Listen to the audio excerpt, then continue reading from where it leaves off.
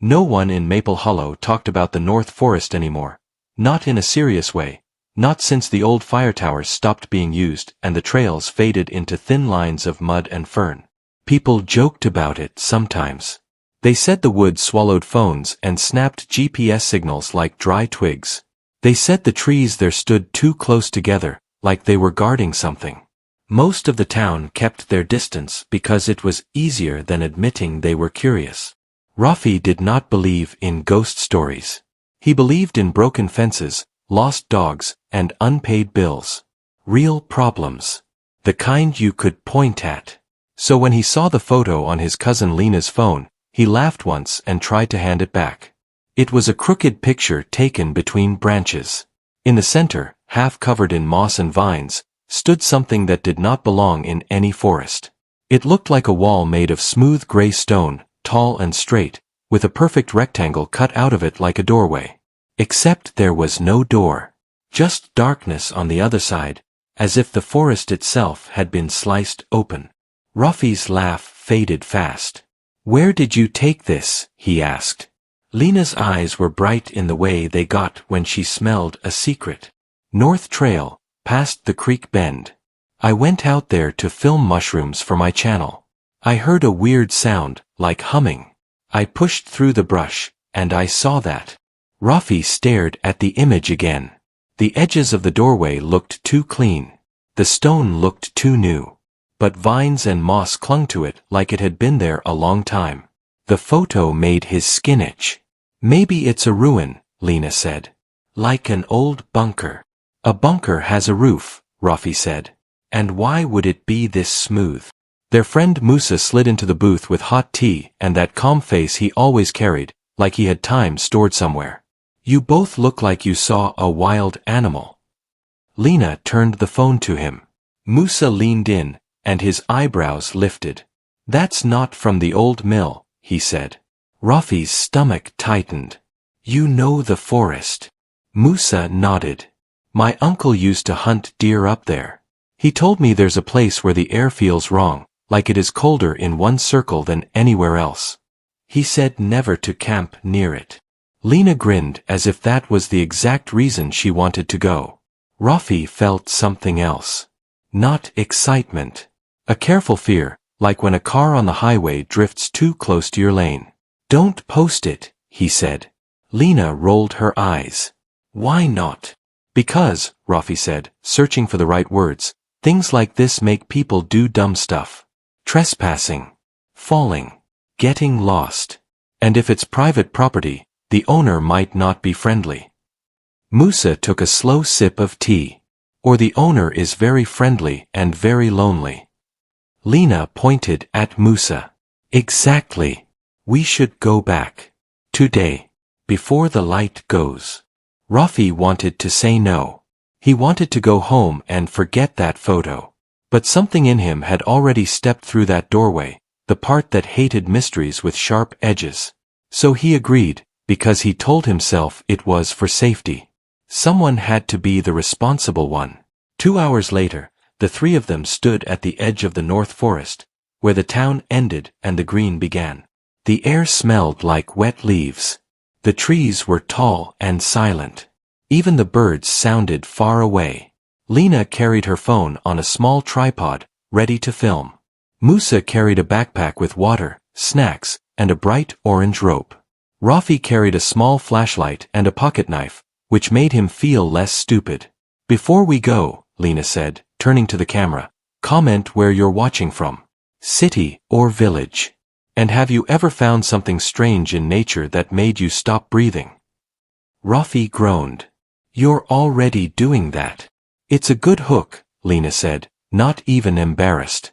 They walked.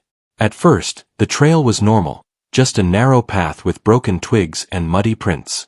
But after the creek bend, the woods thickened. The light changed. It filtered down like gray smoke instead of sunlight. And then Rafi noticed something that made him slow down. There were markings on the trees. Not carved letters. Not paint. Thin strips of cloth tied around trunks, faded red and yellow, like warning flags that had been forgotten. Musa touched one gently. "Someone's been here." Lena's smile tightened, but she kept filming. They pushed deeper, stepping over roots and fallen branches. The air grew colder. Not by a lot, but enough that Lena wrapped her jacket tighter and Moose's breath showed faintly. Then they heard it. A low sound, like a faraway engine, but softer. Like a humming that came from the ground itself. Rafi stopped. That's what you heard. Lena nodded, eyes wide. Yes. They followed the sound, and the brush opened suddenly, as if the forest had been holding its breath and finally exhaled. The structure stood there exactly like the photo, except it was worse in real life. The wall was taller than Rafi expected, maybe 10 feet, made of gray stone that looked poured, not stacked. The doorway cutout was perfect, edges sharp like a machine had done it. Vines crawled up the sides, but none crossed the doorway. It was like the plants refused to touch the dark opening. The humming was stronger now. Rafi stepped closer.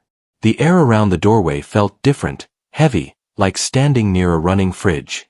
He lifted his flashlight and shined it inside. The beam did not reach far. It hit something flat, maybe another wall, but it was too dark and strange to see clearly. The darkness looked thick, not empty. Musa crouched and ran his fingers over the base of the wall. This is smooth like cement. But it doesn't feel like cement. Lena slowly walked around it, filming from angles, whispering excited words into the camera. Rafi looked for signs of tools, trash, footprints. He found none. Then he saw something that made his chest tighten. A small metal plate on the right side of the doorway, half hidden by moss. It had writing on it, etched neatly, like a label. He brushed the moss away and read it out loud. If you found this, please do not enter. Please. Lena froze mid-step. Musa stood up slowly. That's not a normal warning sign. Rafi's throat felt dry. Who writes like that? Lena swallowed. Maybe it's a prank. The humming shifted, almost like it heard her and disagreed. Rafi put his hand near the doorway without touching it. The hair on his arm rose. There was a faint vibration in the air, like a quiet heartbeat. Okay, he said. We saw it. We leave. That sign is enough for me. But Lena's eyes were locked on the darkness like it was pulling her. Someone built this, she whispered. In the middle of nowhere. And they begged people not to go in. Why? Musa held up the rope. We can tie this to a tree and to Lena, so if she steps in, we can pull her back. Rafi stared at Musa. You're helping her. Musa's face was serious. I'm helping us stay alive if someone does something dumb. Which might happen. Rafi wanted to argue more, but Lena was already tying the rope around her waist, hands shaking but steady. Just one step, she said. Just to see if it's a room. Rafi's stomach twisted. He hated the part of himself that wanted to know too. Musa tied the other end of the rope around a thick oak tree. Wait, Rafi said, and pulled Lena's phone down gently. If you go in, don't talk. Don't yell. Just come back. And if you feel anything weird, stop. Lena nodded. She lifted her foot and stepped forward. The moment her shoe crossed the doorway line, the humming stopped. Not faded. Stopped. Like someone pressed a button. The forest went quiet in a way Rafi had never heard before. No birds. No wind. Even their breathing sounded too loud. Lena's eyes widened. It's warm, she whispered. Warm. In the cold circle of air, that word felt impossible. She took another step inside, and the darkness around her did something strange. It did not swallow her like a normal shadow. It seemed to bend around her, like thick water. Rafi tightened his grip on the rope. Musa's knuckles were white. Lena, Rafi said softly. Come back. Lena turned her head, and her face changed in a way that made Rafi's heart slam. She looked like she had seen something that did not belong in her life. Something that rearranged her thoughts. Her lips parted. There's pictures, she said, voice shaking. On the inside wall. Pictures of what? Musa asked. Lena blinked fast, like her eyes could not handle what they were seeing. Of us. Rafi's mind went blank for a second. What do you mean? He said. Pictures, Lena repeated. Like someone drew them. But it's not drawings. It's like photos carved into the wall.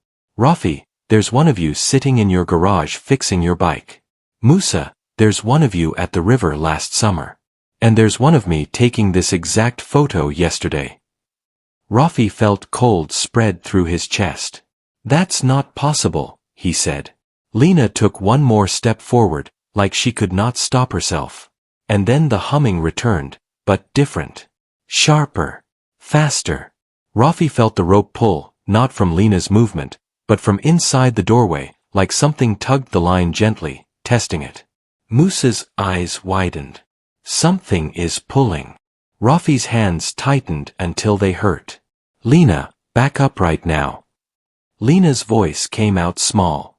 There's a name here. What name? Rafi snapped. Lena looked down at something inside the darkness, and tears filled her eyes without warning. She spoke the words like they were heavy. It says, Samir. Rafi's breath caught.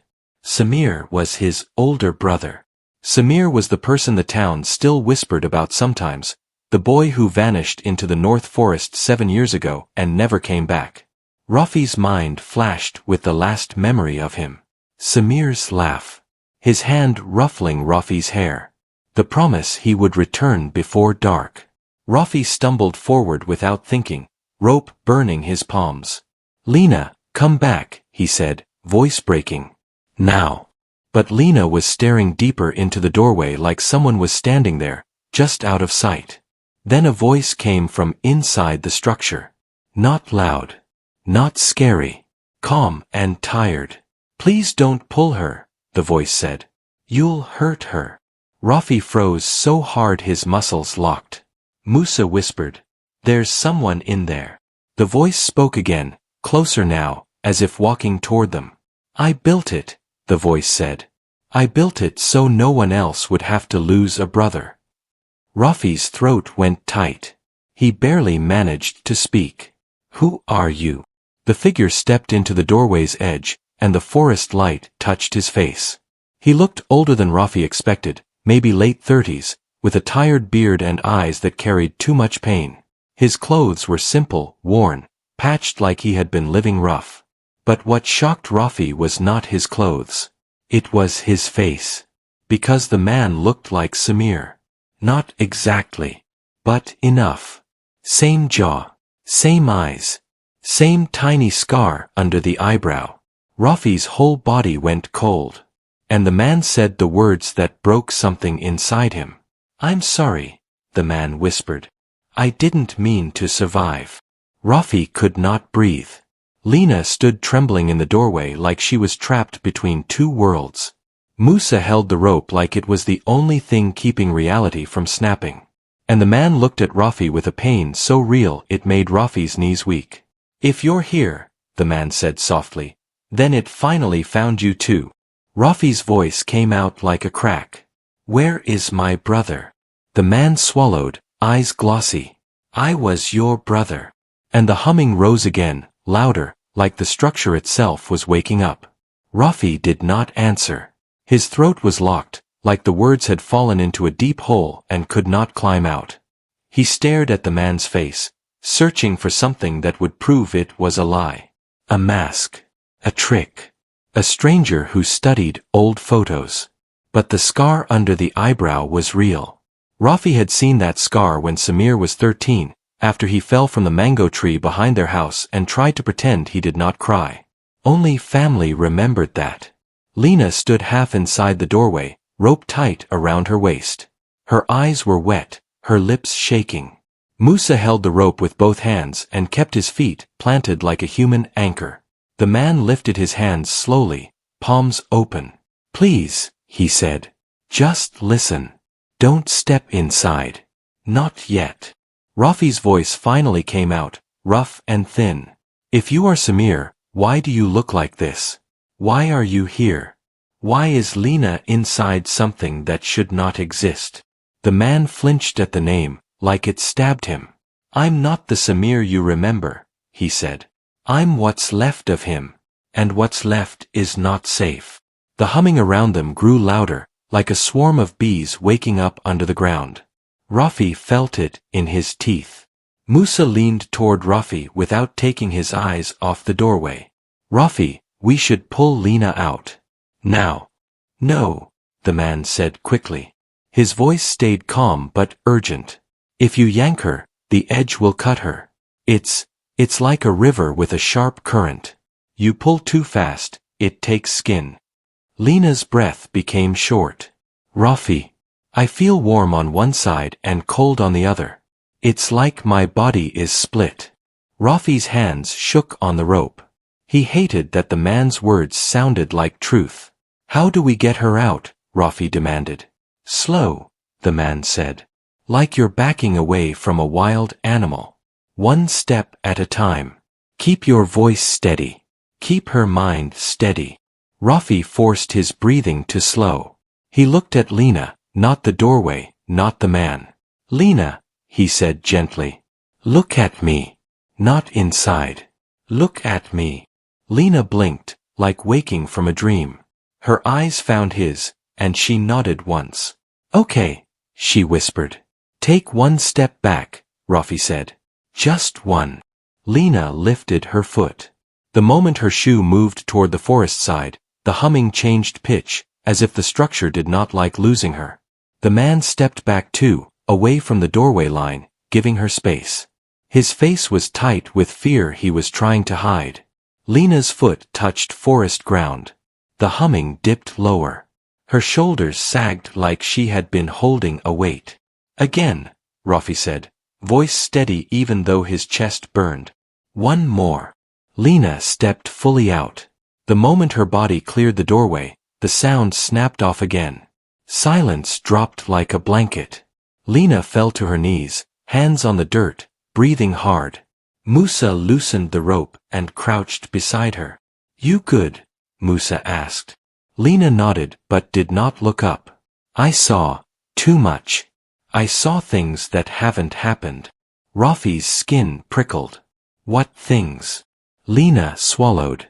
I saw a picture of the three of us standing here. I saw a picture of me crying. I saw a picture of you, holding a shovel. Rafi's stomach tightened. A shovel for what? Lena shook her head fast. I don't know. I didn't want to know.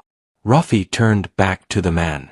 The man stood just outside the doorway now, like he was afraid to step fully into the forest. Explain, Rafi said. Explain everything. And don't play games. The man's eyes moved over their faces, hungry and sad at the same time, like he was seeing ghosts of his own life. My name in this world is Samir, he said. But I'm not from this version of Maple Hollow. I'm from a place that looks like yours but isn't. And I built this because the thing inside the forest doesn't stop unless you trap it. Musa frowned. Thing. What thing? The man's gaze flicked toward the doorway, and he lowered his voice as if the trees could hear. There's a fold here, he said. A tear. Like someone grabbed reality and pulled. It makes a pocket that connects places that should never touch. If you walk into it, you don't just get lost. You get copied. Rafi felt his heart punch his ribs. Copied. The man nodded slowly. The forest takes what it can. It learns your shape, your voice, your memories. Then it makes another version of you on the other side. Lena's whisper came out shaky. Like a mirror. Not a mirror, the man said. A trap. A hungry one. Rafi stepped forward without thinking, anger rising like fire. 7 years ago my brother went into these woods and never returned. Are you saying he became you? The man's face twisted. I'm saying your brother stepped into the fold. And somewhere, a version of him stepped out. Not here. Not then. He might still be alive. He might be dead. He might be something else. Rafi's eyes burned. And you're what? A fake. The man took the hit and did not fight back. I'm a survivor. In my world, my younger brother disappeared. I spent years looking for him. I found this fold. I walked in. I thought I could pull him back. His voice broke for a moment, then he forced it steady again. I didn't find him, he said. I found a place that repeats people. A place that shows you what you want and what you fear. And I found a wall of pictures like Lena saw. Pictures of my life. Pictures of things I hadn't done yet. Some came true. Some came true because I saw them. Moose's eyes narrowed. So it predicts. It tempts, the man corrected. It makes you chase. It makes you step deeper. Rafi looked at the structure again, the clean-cut doorway, the vines that refused to cross. So you built this wall? Yes, the man said. The fold was wider before. You could stumble into it by accident. Animals did. People did. So I built a frame around it. A boundary. The stone stabilizes the edge. It keeps it from spreading. Rafi's voice was sharp. Then why is it still dangerous? The man's eyes went distant. Because stabilizing is not the same as sealing. And because the fold wants more than it's getting. Lena stood slowly, legs shaky. Why are you still here? If you built it, why not leave? The man's face softened in a way that made Rafi hate his own anger. Because I'm the bait. Rafi blinked. What? The man's gaze met his. When the fold copies someone, it keeps a thread. It wants the original to return. It whispers through dreams. It pulls people back. I stayed near it so it would pull me instead of others. Musa let out a slow breath. So you're like a guard. The man gave a small, broken laugh. A tired guard. A selfish one too. I stayed because part of me still hopes my brother will step out. Rafi's hands curled into fists. And you knew someone would find this eventually. Yes, the man said. Because every few years, someone does. The fold likes to be found. Silence hung in the trees. Then Lena looked at Rafi, and her voice turned careful, serious, not like her usual playful self. Rafi, she said. If this is real, then maybe your brother is inside. Maybe he's waiting. Rafi's chest tightened. The word waiting hit him like a hammer. He pictured Samir at 19, stubborn and laughing, promising he would return before dark. Rafi pictured his mother standing at the window for weeks afterward, eyes fixed on the tree line like she could pull him back with hope alone. Rafi stared at the doorway. A part of him wanted to run. A bigger part wanted to step in. Musa stepped closer to Rafi. Don't, he said quietly. Not like this. Not because you feel pulled. The man watched Rafi with fear and sadness. I know that look, the man said. That look ruins people. Rafi's voice came out low. If I go in, can I bring my brother back? The man's throat moved like he swallowed pain. You can try. But the fold doesn't give back without taking more. Rafi pointed at him. What did it take from you? The man looked down at his hands. His fingers trembled. Time. Pieces. Memories. The first year inside, I forgot my mother's voice. The third year, I forgot the smell of home. The fifth year, I forgot why I was angry. It makes you softer so you stop fighting. Lena's eyes widened. How long were you inside? The man's answer was a whisper. I don't know. Inside, time is a different animal. Rafi's mind spun. He wanted to believe. He wanted to deny. He wanted to punch a tree. Then the man reached into his pocket slowly and pulled out something small wrapped in cloth. He held it out to Rafi. I kept this safe, he said. Because I knew one day I might need to prove I'm not lying. Rafi took it with shaking hands and unwrapped the cloth. Inside was a small silver key on a ring, dull with age. The kind that belonged to an old metal box. Rafi's breath caught, because he knew that key. It was the key to the tin box Samir kept under his bed, the one filled with little treasures from childhood. A broken toy car. A notebook. A photo of them as kids. Rafi remembered Samir saying, half joking, "This box is my future. If I lose it, I lose myself." Rafi's fingers tightened around the key until it hurt. His eyes burned. "Where did you get this?" Rafi whispered. The man's eyes were wet. "From the other side. From the room where the fold stores the pieces it steals. I risked everything to take it. I wanted to bring something back that mattered." Rafi's knees went weak. His anger cracked, and what poured through was grief that had been locked away for years. Musa touched Rafi's shoulder. "Rafi." But Rafi barely felt it. The man looked at Rafi like he was begging forgiveness from someone who had every reason to hate him. "I'm sorry," the man whispered again. "I'm sorry your world lost him. I'm sorry my world lost my brother. I'm sorry the fold made us pay for love." The forest stayed still. Then, from inside the doorway, a sound drifted out. Not humming. A voice. Soft, almost like wind, but clear enough to slice through Rafi's heart. "Rafi." Rafi froze. Lena's hand flew to her mouth. Musa stepped back, eyes wide. The man's face drained of color. "That," the man whispered, voice trembling, "is how it starts."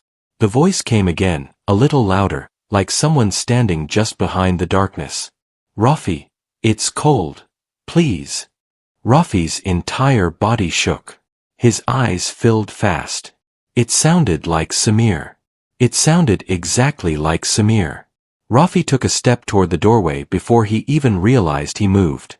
Musa grabbed his arm hard. "No. It can mimic." Rafi ripped his arm halfway free. "But what if it's him? What if it's real?" Lena's voice was shaking. "Rafi, don't. Please." The man stepped forward, panic breaking his calm. "If you go in because it called you, you're already losing. It knows your weak spot."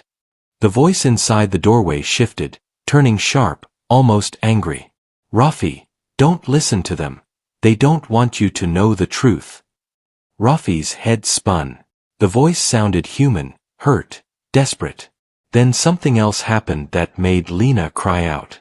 On the stone beside the doorway, new writing appeared. Not carved. Not painted. It formed like wet ink spreading on paper, right in front of their eyes. 3 words. "He lied to you."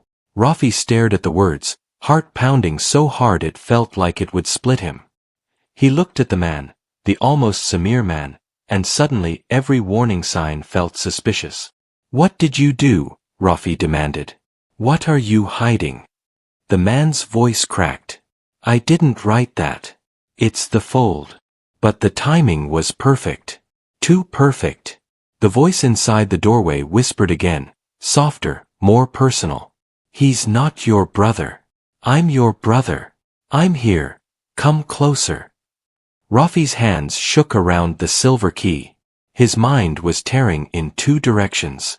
Trust the man who looked like Samir, who warned them, who held proof. Or trust the voice that sounded exactly like his real brother calling his name. Lena grabbed Rafi's other hand and squeezed like she was trying to keep him in this world. Musa held his arm like a lock. The man's eyes begged. "Rafi, please. If you step in, it will take you. And if it takes you, it will use you to pull others. That's how it grows." Rafi swallowed hard. "Then what do we do?" The man looked into the dark doorway, and his face became something harder, something decided. "We end it," he said. Musa blinked. "How?" The man pointed to the base of the wall where the stone met the earth. "There's a seam. A weak point. If we break the frame, the fold becomes unstable. It collapses. But when it collapses, anything inside it gets lost forever." Rafi's whole body went cold. "So if my brother is in there," Rafi whispered, "then breaking it means I lose him." The voice from inside sounded like it heard that and turned sweet again, like honey over poison. Don't break it. Rafi, don't leave me again. Lena's tears fell onto the dirt. Musa's jaw tightened. And Rafi stood between two impossible choices, holding a key from the past and hearing a voice that could be salvation or a trap. Rafi stood still, but inside him everything was shaking. The forest felt smaller now, like it was closing in to listen. The doorway was dark and wide, waiting like an open mouth. The voice inside kept calling, soft and warm, almost loving. Rafi, please. I am tired. The words sounded so real they hurt. Lena was crying quietly. Musa was gripping Rafi's arm. The man who looked like Samir was standing near the stone wall, his eyes full of fear and truth. Rafi closed his eyes for a moment. He remembered the real Samir standing in their kitchen, laughing while cutting bread. He remembered Samir fixing his broken bike. He remembered Samir telling him not to be scared of the dark because light always came back. The voice in the doorway sounded like that Samir, but it did not feel like him. It felt hungry. Rafi opened his eyes and took a slow breath. If you are my brother, he said to the darkness, tell me something only we know. The voice paused. Then it answered. You used to hide under the bed when storms came, and I told you stories. Rafi's heart twisted. That was true. But the man beside him spoke fast. That story was in his memories. The fold steals memories. It can repeat anything that was ever inside someone who entered. Rafi clenched his fists. Then what can I ask? Ask him something that happened after your brother went missing, the man said. Something he could not know. Rafi swallowed. His voice trembled. Samir, what did Mom say the night after you left? The forest went quiet. The voice inside hesitated. Then it spoke. She said she would wait. She always waits. Rafi's chest tightened. That's not what she said. The man nodded. Because your real brother was not there to hear it. Rafi's eyes filled with tears. The truth hit him like cold rain. The voice changed. It became angry. You think he cares about you? He kept me trapped. He built this prison. The stone wall began to hum louder. The ground vibrated. Lena screamed. It's getting stronger. The man moved fast to the base of the wall. We do it now. Before it pulls someone in. Rafi looked at the doorway one last time. The voice cried his name again, but now it sounded wrong, stretched thin, like it was wearing his brother's voice instead of being it. Rafi made his choice. Do it, he said. Musa ran to help the man. They both pushed at the stone seam with everything they had. The wall shook. Cracks formed. A deep sound came from inside the structure, like something was breaking. The voice screamed. Not like Samir. Like something losing food. The ground split open near the base of the doorway. Light flashed inside. The dark space twisted like a storm. Lena covered her ears. Rafi fell to his knees as the structure began to collapse in on itself. The doorway folded inward, shrinking, tearing, pulling the air with it. The man stood still, staring into the collapse. This is goodbye, he whispered. Before Rafi could stop him, the man stepped forward. No, Rafi shouted.